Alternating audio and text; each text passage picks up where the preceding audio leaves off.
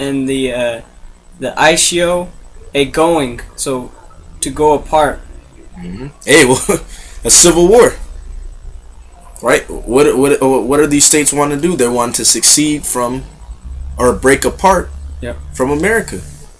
Yep. So this is this prophecy is being fulfilled as we speak.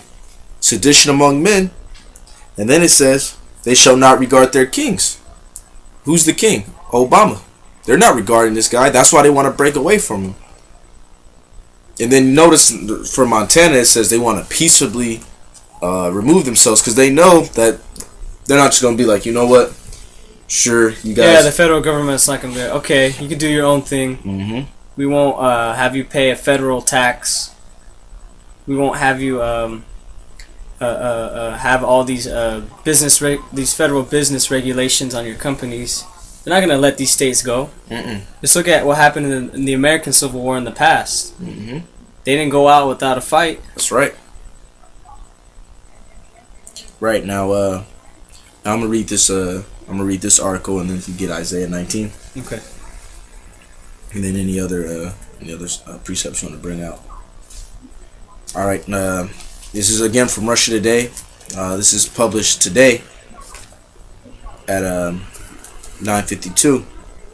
It says White House to respond after 70,000 demand succession of Texas from U.S. And that's 70,000. Houston, we have a problem. I don't even know how much is in the. I know there ain't that many in the National Guard in Texas. So what if all these people are armed? Just to 70,000. What's America gonna do to to thwart their attempts to separate?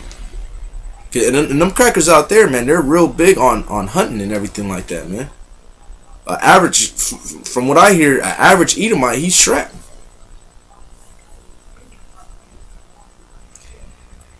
Alright, so it says, Houston, we have a problem. More than 70,000 people have signed a petition on the website of the White House asking for Texas to secede from the United States.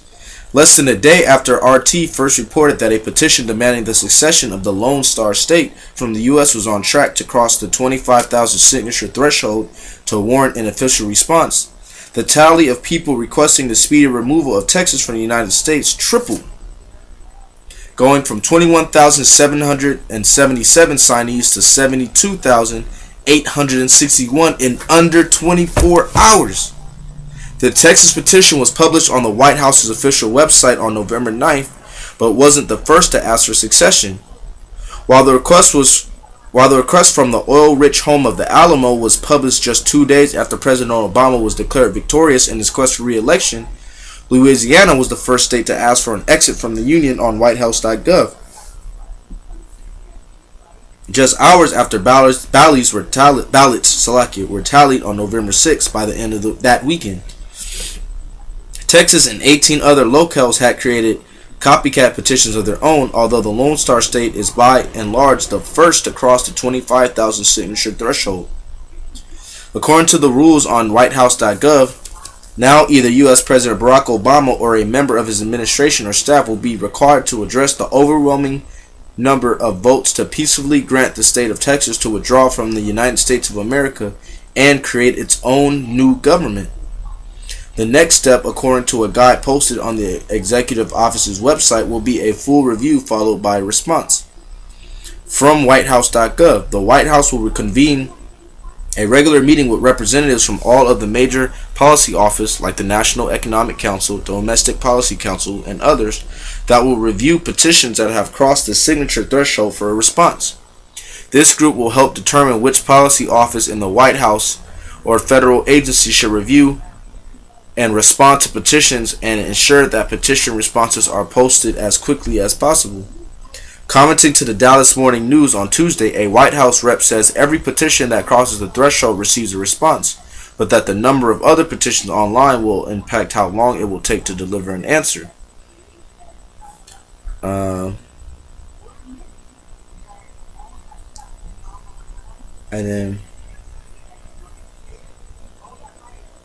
it just kind of goes into. I'm gonna jump down a little bit.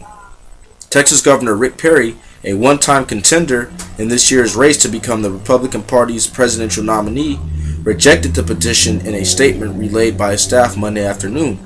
Government Perry believes in the greatness of our union and nothing should be done to change it, Catherine Fraser, a press secretary for the governor, told the Dallas Morning News. But he also shares the frustrations many Americans have with our federal government. Now more than ever, our country needs strong leadership from states like Texas that are making tough decisions to live within their means, keep taxes low, and provide opportunities to job creators so their citizens can provide for their families and prosper. We cannot allow Washington's tax and spend, one-size-fits-all mindset to jeopardize our children's future, undermine our personal liberties, and drive our nation down a dangerous path to greater dependence of government. As of Tuesday afternoon, Florida is slated to be the next state to cross the 25,000 signature threshold, falling just shy of 3,000 votes needed to warrant a response. Since all petitions on whitehouse.gov have 30 days to cross that mark, though, the Sunshine State and more than a dozen others are likely to receive a reply from 1600 Pennsylvania Avenue in the coming weeks. Another petition asking President Obama to strip the citizenship from everyone who signed a petition to succeed and exile them has so far received 1,754 signatures. Dang. Like that's all types of division right there. If that ain't division, I don't know what is, man. And that guy Rick Perry, man, once pressured, he's gonna flip that stance, man. Or they gonna do the spit. They gonna end up putting his ass to death, man. All right, so this thing is coming to pass right now as we speak. All right, these prophecies are coming to pass. There ain't nothing you devils can do about it. You come up to camp. That's why you're all frustrated when you come up to the camp, man, because you know that your old great America is going down the tubes, man. It's going down the shitter. All right, and there ain't gonna be no bounce back for it, man. This place is done. Okay. This is Isaiah 19:2. And I will set the Egyptians against the Egyptians. Right, the Egyptians against the Egyptians. All right. America is known as Babylon the Great. It's also known as Assyria. It's also known as Egypt when you read the scripts. It tells you in Revelation, the 11th chapter, the 8th verse, that our dead bodies will lie in the street of that great city, which spiritually is called Egypt. Also, Egypt is a Greek word, Egyptos, which means bondage, which is where the nation of Israel, where's the nation of Israel in bondage at? Right here in America. Matter of fact, get Exodus 20:2 real quick, just to back that point up.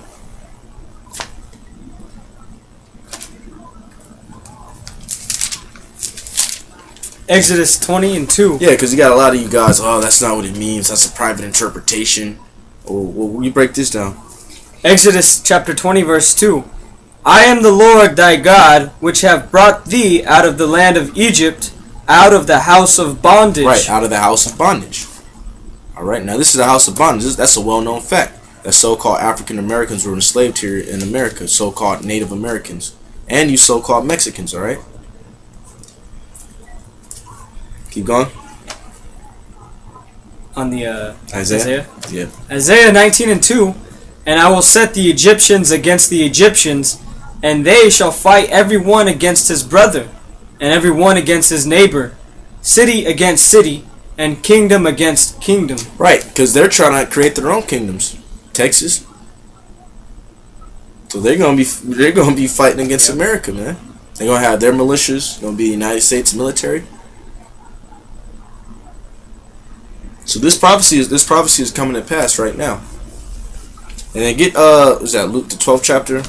What will I if the fire be? I come to bring fire. What will if it be already kindled?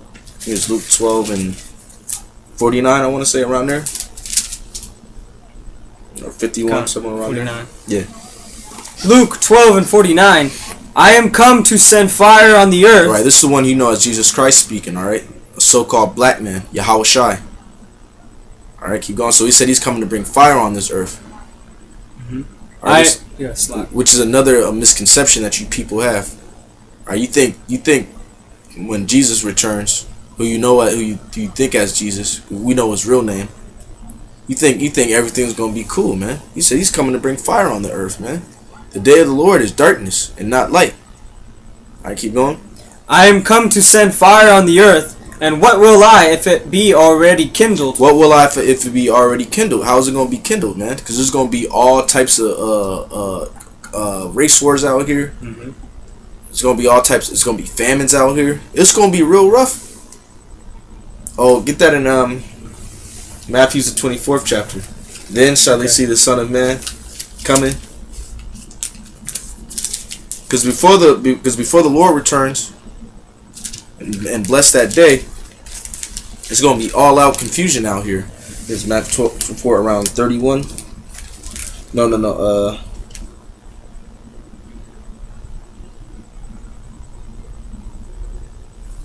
Start up.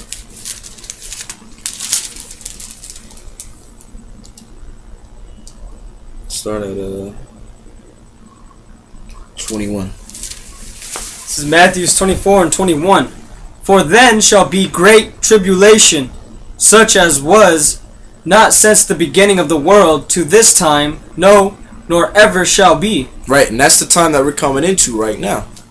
This is going to be worse than the Spanish Inquisition, World War I, World War II, slavery.